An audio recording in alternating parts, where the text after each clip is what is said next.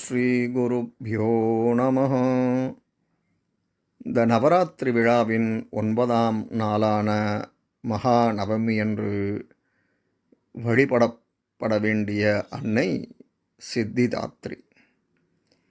இந்த சித்திதாத்ரி அன்னையானவள் பக்தருக்கு அனைத்து விதமான சித்திகளையும் தருபவள்.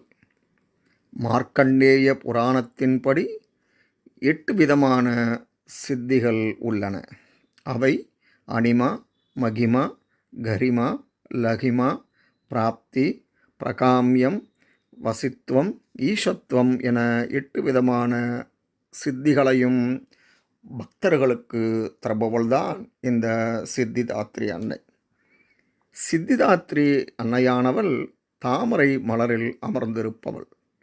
4 கரம் கொண்டு இருக்கும் இந்த அன்னை இடது கரத்தில் கதை சக்கரம் கொண்டும் வலது கரத்தில் தாமரை சங்கு ஏந்தியும் காட்சி தருகிறார்.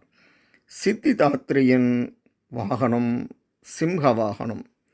தேவி புராணம் சிவன் இவளை வழிபாடு செய்து அனைத்து சித்திகளையும் பெற்று அர்த்தநாரீஸ்வரரானார் என கூறுகிறது. இந்த அன்னையின் அருள் யோகிகளுக்கு அனைத்து சித்திகளையும் தரும். நவராத்திரியின் 8 நாட்களில் மற்ற அனைத்து சித்திகளையும் அடைந்த அவர்கள் இந்த அன்னையின் அருளால் பேரானந்தம் என்னும் பேரை எய்துவர்.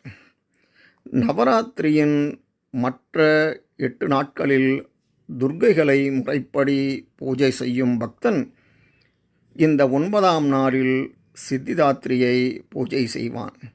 இந்த அன்னையை வழிபட்டால் மனதில் உள்ள ஐயம் நீங்கும். எல்லாமும் ஒரு மகாசக்தியில் இருந்து தோன்றியதே என்ற தத்துவத்தை உணர வைப்பவள் இந்த அன்னை.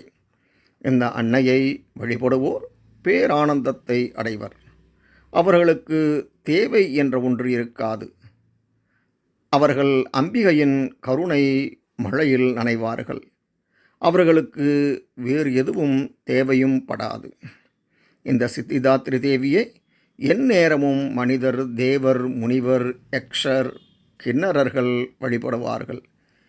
இந்த அன்னையின் அருள் மோட்சப் பாதையை நமக்கு காட்டும்.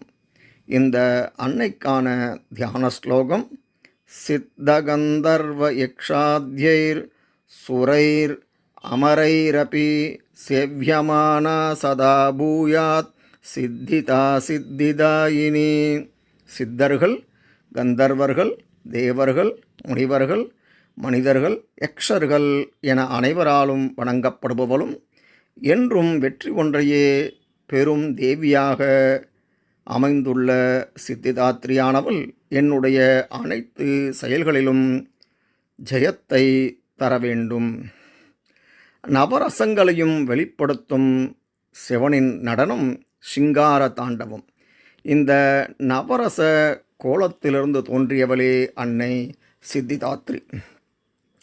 இந்த நாளிலே அன்னையை சித்திதாத்ரி என்றும் பரமேஸ்வரி என்றும் வழிபட வேண்டும். கையில் அன்னை திரிசூலத்துடன் காணப்படுகிறாள்.